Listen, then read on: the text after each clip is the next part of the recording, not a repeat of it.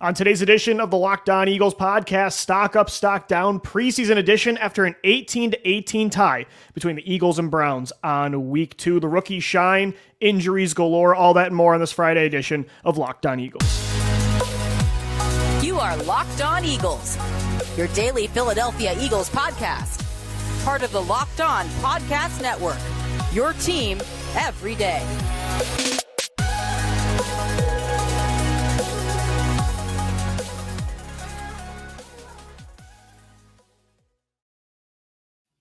For making Locked On Eagles your first listen each and every day. Welcome in, Eagles fans, to a Friday edition of the show. Shout out to our everydayers for making us your first listen Monday through Friday right here on the Locked On Podcast Network, your team every day. And today's show is sponsored by LinkedIn Jobs. LinkedIn Jobs helps you find the qualified candidates you want to talk to faster. Post your job for free at linkedin.com/lockedon. That's linkedin.com/lockedon to post your job for free. Terms and conditions do apply. I'm Louis DiBiase alongside Gino Camilleri. Going to continue to recap a 3.5 hour long 18-18 tie between the Birds and the Browns on Thursday night. Gino, a lot of pros, a lot of, I think, negatives as well to get into that have to do with injuries, some guys not taking the most of their opportunities, and we're going to do stock up, stock down version of this recap. But before we get into that, the main positive I think that we can take again from this game, and it's a continuous trend over the course of this summer, is how special this 2023 rookie class looks from top to bottom. It's not just the first round selection of Jalen Carter or just Nolan Smith showing out yesterday, but when you look at every single pick, the versatility Tyler Steen has shown, the range and aggression that Sidney Brown has shown, you look at how good Moro Ojomo played before his injuries, Tanner McKee, it looks like every single one of these guys so far, again, it's still August, but so far, it looks like Howie nailed this class. And again, there's a lot still to be decided, but so far, so good. And I think you can even include a couple of the UDFAs in that discussion as well, Lou. You look at Eli Ricks, you look at Brady Russell yesterday, gets a nice little touchdown. And Howie Roseman did a fantastic job. And it goes back to a couple of years ago of changing the way that he evaluated talent. And he just he overcomplicated things before, and now he makes things incredibly simple. And when you get guys that play big time moments and big time games, and they're captains of one of the greatest defense of all time, and they win back-to-back national championships, and you get Heisman winners, the results are going to pay off. But then you look down the list, Lou, Nolan Smith and Jalen Carter, of course, your 2 first-round draft picks. Tyler Steen looks like he's going to be one of your more important offensive linemen over the next 4 years or so. Sidney Brown right away is going to start. The kid is too good to not keep him on the field. I agree, man.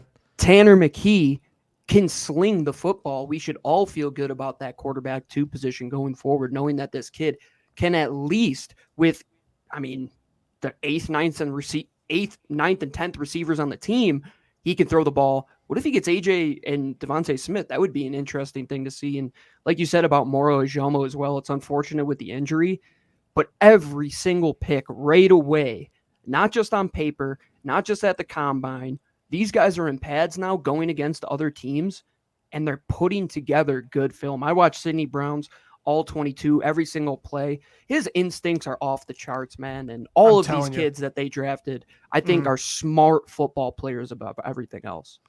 I think, to be honest, and as good as Reed Blankenship has been this summer, if there's one safety that's on the field at all times this year, regardless of package, regardless of personnel formation, Gino, I think it's Sidney Brown. I don't think anybody else at this position, and I really like what Blankenship's done this summer. I really like what I've seen from Kevon Wallace. I think Terrell Edmonds is a very safe, solid, dependable starter. None of them have the skill set of Sidney Brown, and especially the way he's showing it on film these last 2 games. And you look at Nakobe Dean, and we had the discussion of, is he the best linebacker talent that you have brought into the building via the draft in the last decade or so? From a potential standpoint, yeah.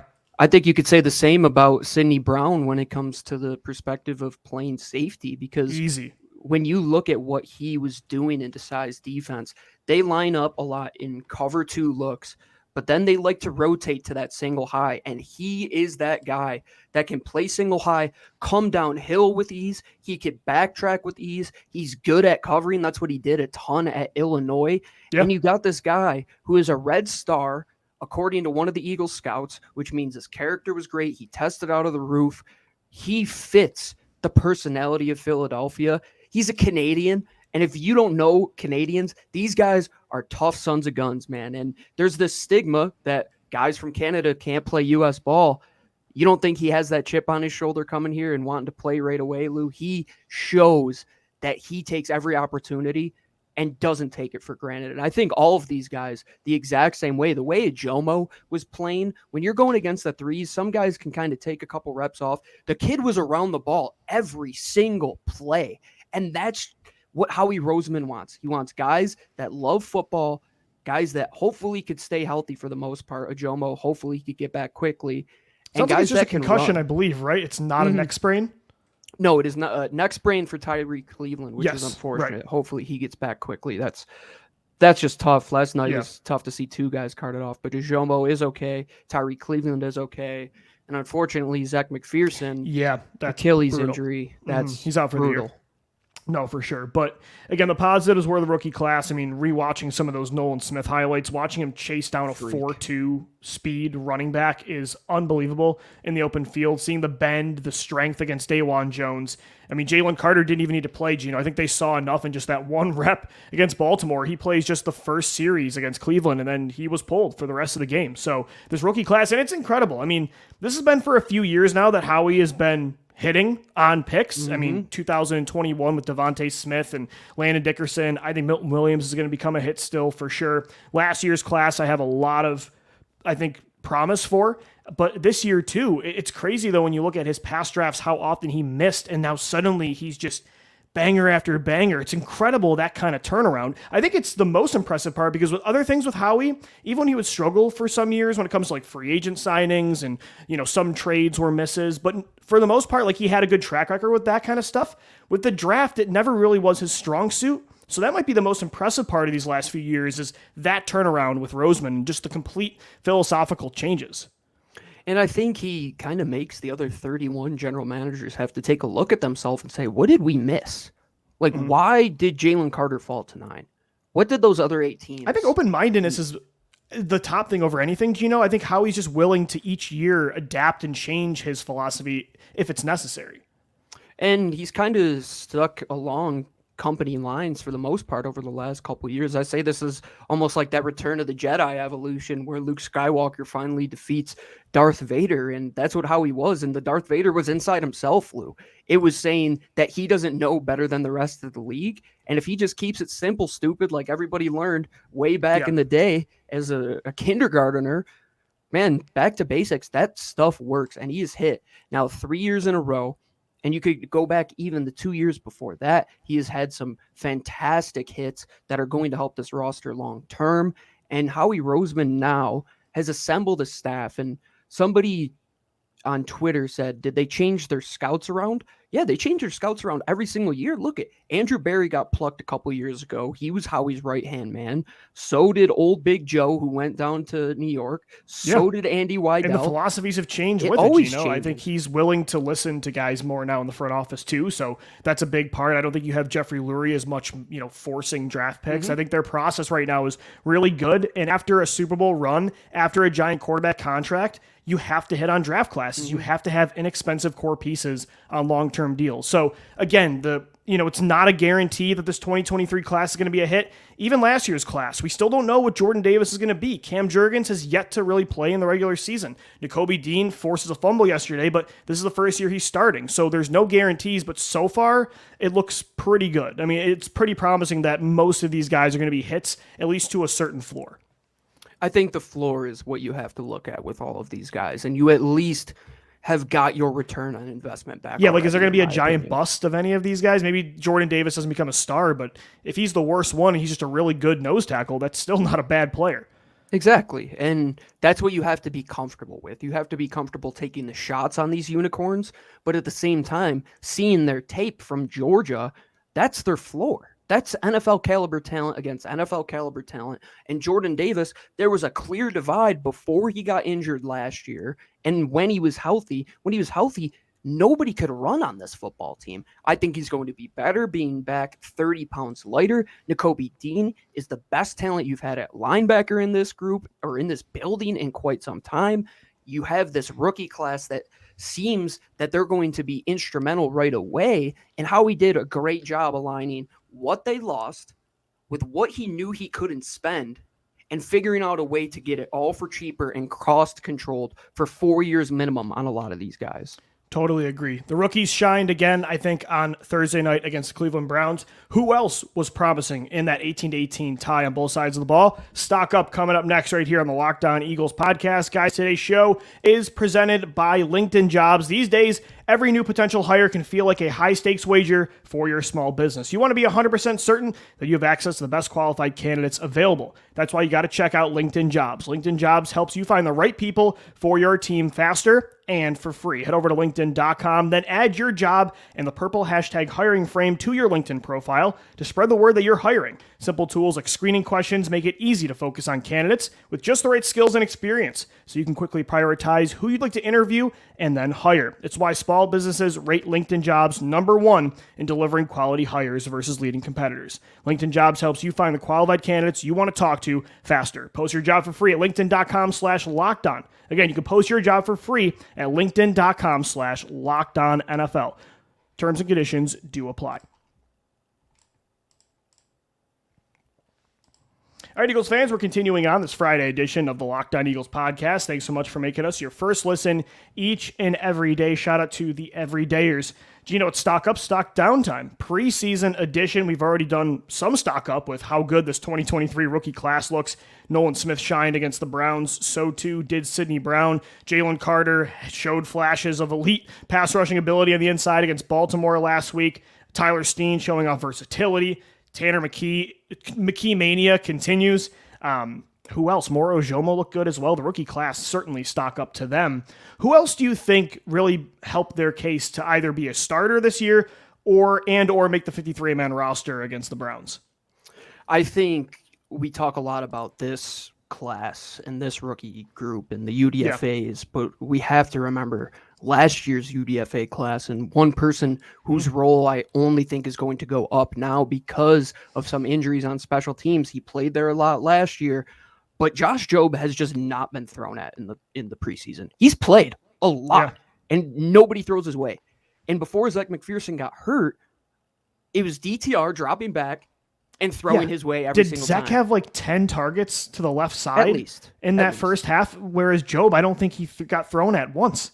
No, and I know DTR is a young quarterback. It's a half-field read for a righty. But at the same time, DTR is a guy who, if you look at UCLA, the kid can read the field. He absolutely can. But Jobe, look at the All-22. Look at everybody, or listen to everybody that's been talking about him. A.J. Brown, Darius Slate. Well, look at what he did in the joint practices, Gino. I mean, how many pass breakups he made against the Browns on Tuesday, including that practice ceiling interception in the end zone. I mean, he's been doing this for weeks now.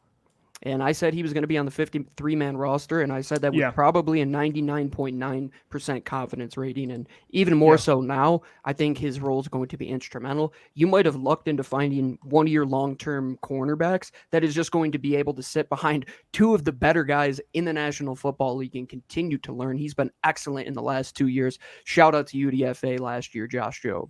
For sure. Gino, I think another guy in the secondary that continues to impress is Kevon Wallace. Sidney Brown has gotten most of the talk. Obviously, he's a third-round pick. As you mentioned in segment 1, you were spot on. He has the most upside of any safety prospect the Eagles have had in God knows what, probably a decade plus at this point. I mean, because outside of him, it's Nate Allen, Jaquan Jarrett. I mean, they really haven't invested in this position a lot. Kevon Wallace, though, was one of those picks that me and you had a lot of high hopes for coming out of Clemson.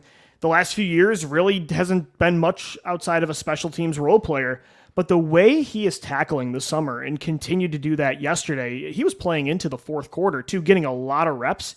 I know Terrell Edmunds probably will end up getting more snaps than him this year, but Gino, if you remove the veteran status and the resume of Edmunds, is he a better player than what Wallace has been right now? I'm not so sure. I've been very impressed with Kevon.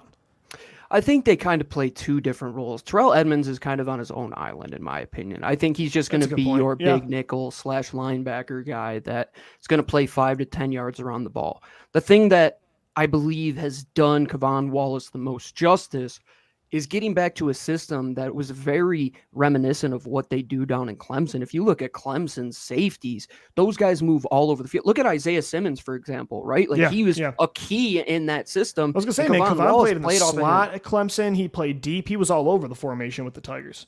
And now he's back with Sean Desai. Now he is in Sean Desai's system where if you look at what they do in that defensive secondary, it's a lot of rotating pieces. It's a lot of money ball approach where they're going to get multiple guys out there in multiple different looks. And we still haven't even seen Reed Blankenship, but one guy that is going to reap the benefits of losing a lot of those top tacklers is going to be Kevon Wallace if this kid continues to fly around as much as he has been. Gino, I thought about this last night too after the game. Is, Reed Blankenship suddenly going to be who Chauncey Gardner-Johnson was last year, or Sidney Brown? Is he going to suddenly be CGJ? Maybe not. Is Terrell Edmonds or Kevon Wallace going to be as good as Marcus Epps was last year? Maybe not right away, but one area I think that they're going to improve at safety, at least from what I'm seeing in the preseason, is tackling. Like, we knew that was Blankenship's MO last year. Sidney Brown has been a thumper this summer, and with the way Wallace is tackling too, I actually think that might be the area that they maybe upgrade a little bit at this spot. I don't know. Marcus was fantastic. Chauncey had some unbelievable CJ, though, games. I think that was one issue with him last year was tackling, and these guys are tackling very well. Did you watch the Super Bowl? You know how many tackles he had there, Lou? It was one game. His tackling grade with PFF last year was bad. Take PFF with a grain of salt. I always do. But Chauncey, he played that role that Sidney Brown, I think, is going to play, and hopefully the rest of these guys, they can kind of make a defensive secondary that excels on instincts and athleticism and physicality. Just you're going to need that too, again, Gino, depending on what the role of these linebackers are behind Nakobe Dean. So tackling at safety is going to be even more important. And you lost a lot of guys that tackled a lot of people. Tackles are easy to replace as long as the guys are physical. And for the most part, outside of Keely Ringo, who we forget to talk about in this rookie class, shout out to him as well. We didn't even mention Ringo. Yeah, he looked good again last night. He can't tackle. Yes, that's one issue. That's for sure. But the safeties can tackle, and that's going to help out a lot this year. For sure. Anybody else, Gino, stock up? I thought there were still some guys. It was mostly, offense, obviously, Tanner McKee looked incredible again, but I think defense is where, at least for me, most of the players stole the show. I would have to say the combination of Janarius Robinson and Teron Jackson. I said the same thing, man. Excellent. They were winning consistently on the edge last night. And Teron Jackson, unfortunately, is going to probably be cut because of Derek Barnett. It's unfortunate. And Janarius Robinson is just a freak athletically, and his body profile is just absurd if you look at this guy. And these two guys are going to be on 53-man rosters, especially after the tape that they put out last night. And these two guys, hopefully Howie Roseman could turn around and get something for players like this, because teams right around now, they're trying to look at the trenches, trying to figure it out who has some extra offensive linemen, who has some extra pass rushers. Hopefully the Eagles can key in on that, because these guys are good enough to be on a 53. No, I agree. And again, it's a numbers game at this point because you have your top four. It's Reddick, Sweat, Graham, and Smith. And then if Derek Barnett's a lock, that's 5. Do you keep a number 6 edge and maybe you keep one of them? But also, Kyron Johnson is kind of a hybrid player they like and has a role on special teams. So you're right, man. Unfortunately, with as good as they were, I don't know if they make this 53, but yeah, they probably will get picked up pretty quick. Without a doubt. And I think Marlon Tuipulotu is safe to make the roster, and especially the way 2 hurries and a quarterback hit last night. His pass rushing, it took a big step last year. I think it improved. It continues to improve. It looked good. He has the ability to be that over the center, over the guard, take Jordan Davis out to get some breathers. He's going to go in there and give you just as good snaps as you're going to get from the first guy. No, I agree. I think another guy on defense too, Christian Ellis, somebody that had some hype, was getting a lot of first-team reps, even in front of Nicholas Moro. Then they signed Myles Jack and Zach Cunningham. You're thinking, all right, is that it for Ellis? But making plays all over the field. He's a key special teams contributor too. So it's interesting, this battle at linebacker. I don't really know how it's going to get resolved, if there really truly is going to be one main starter next to Dean or Gino, if there is some sort of rotation, because they've all had their bright spots. Moro did last week. I thought he was around the ball again last night. Ellis had a big day. Zach Cunningham's had a really nice week. Myles Jack's kind of the guy on the outside looking in, but it's going to be interesting to see how that shapes up. I think Myles Jack is the odd man out here. I agree. I think they keep 4. Sean Bradley's injury unfortunately makes your decision a lot easier. Mm-hmm. The way Christian Ellis has played, the way Zach Cunningham has played and shown up in the pass game out of everything, getting his hands all over the ball during joint practices. And I think Moro kind of gave him some crap. Kid has been all over the football field, just tackling very well. I've been very impressed with him the last 2 weeks. Maybe Moro still is I think the one thing that they might want at linebacker and why Ellis might still be the odd man out, at least from a starting perspective or snap count, is the experience. Do they want two guys out there that have no starting experience at all in the NFL? True. Not so sure about that. So maybe that's still why Moro and Cunningham have a role. And they've both been good, So yeah, it's going to definitely be some sort of rotation. But I thought last night it was Ellis and Cunningham that looked the best. I think you resolved one of the positions that a couple weeks ago it looked a little ugly, but now I think you can sit pretty and be okay with 4 guys. There's some sort of floor there. Yeah, no, I agree. All right, Gino, let's get into stock down to wrap up the show. And I think the main one we have to get into, and you mentioned it earlier, is the injuries, right? I mean, 2 guys get carted off the field with Moro, Ojomo, and Tyree Cleveland. Good news on both fronts that it wasn't super serious injuries on either side, but Zech McPhearson also tears his Achilles. Last week you lose Sean Bradley to a torn Achilles. That's 2 players that were key on special teams last year for you that are suddenly gone. And so that's a concern. So the injuries definitely racked up yesterday. And Hassan Reddick, he got thumb surgery, if I'm not mistaken. Yeah. And expected to still be ready for the regular season, but, obviously still not ideal. No, not ideal at all. And that's why the preseason stinks, is because of these injuries, and especially the big ones for guys like Tyree Cleveland, who probably would have made the roster, and hopefully still he could come back and contribute, because right now I was going to say stock down Britton Covey. Kid hasn't seen the football field. He hasn't been on the football field one time. And I know it was one return, but I liked what I saw from Zacchaeus with that one punt return and the burst he showed on that one catch. If he's an option there, I don't know why Covey is seen by a lock to so many. He's the incumbent right now, but I don't think he should be a lock. And I think in general, outside of Cleveland, who is balling, and Greg Ward will give him his credit. Like, does he make the roster? Like, that's a serious discussion we might have to have. He never does more than you expect, but he never does less. He just always hits that. Toyota Corolla. That's he always meets his quota. Yeah. Stock down the other wide receivers, man. I mean, Jaden Hazelwood couldn't catch. Devin Allen probably showed the most promise out of all of them. Deion Kane, a brutal touchdown. Yeah. It just stunk for Tanner McKee, who was throwing dots all over the football field, and these guys just decided to stop catching the football. I think stock down again, too, to the obvious one. Marcus Mariota had a disastrous game yesterday, and it has everybody talking about who's the backup quarterback. It's not good right now. Gino, again, though, I'm still going to hold out some hope, though, that in the regular season with a game plan around Mariota's skill set, if he needs to play with an elite offensive line in front of him with elite weapons, that it won't be this bad. But it is that bad right now. It's horrendous, and it's a real problem. And Marcus Mariota has always been that player, right? And one of the qualms I've always had with Carson was like he didn't change who he was. And I watch Marcus Mariota, and he's doing things he did in the national championship, like launching balls 15 feet high. I mean, Grant Calcaterra's open in the middle of the field on a deep crosser. That ball should have went for at least 30 plus, and this thing's almost into the crowd. And that's your backup quarterback with the weapons that you have. As good as the weapons are, somebody's got to distribute the rock.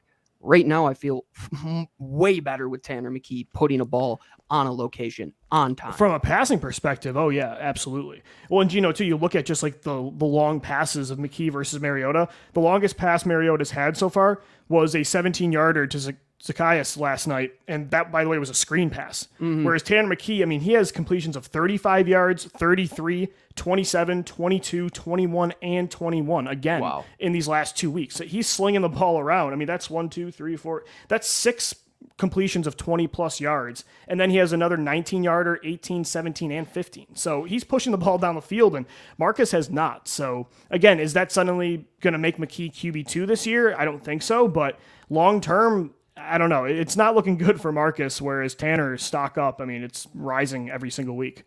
I think it's McQB2 at this time. Get it rolling, man. It's the campaign. But all in all, I think more ups than downs these last couple weeks. I think even when you do have an off practice, they've kind of come back and hit it on the head. It's going to be tough in a couple weeks to make some of these decisions to cut these guys, like we said, the Teron Jacksons, the Janarius Robinsons of the world. But that's what's great about having this depth is that if you have these good of performances where we're talking about more ups than downs and the youth is pressing the veteran talent, well, maybe you get that cost-controlled kid in like an Eli Ricks over a Greedy Williams, for example. I think they take that approach because that's one of the things that Howie has to realize in this new quarterback contract world over the next couple years. So you're probably going to have to build more through that UDFA market, the draft market, and right now did a fantastic job over the last 2 calendar years. For sure. Gino, one more stock down. I'll say special teams continues to struggle. The punting was bad again last night. I can't waste my time on this anymore. It's a waste. It continues to be a problem. You lose Zech and Bradley. The returning, I don't know what, they're trying everybody at return. Give Devin right Allen now. a chance, dude. Like, I know, I don't one time. The fact that what was Justin Evans doing back there last night? I have no idea, dude. I have no and even idea like what Zach, this guy Mike Clay is doing. Zach is not, a statue by any means at corner, but I was confused that he was returning kicks these last 2 weeks. The approach at special teams, man, outside of Jake Elliott, it continues to be a problem for sure. And I know you've been losing your mind over this for years, but it just doesn't look like it's getting any better.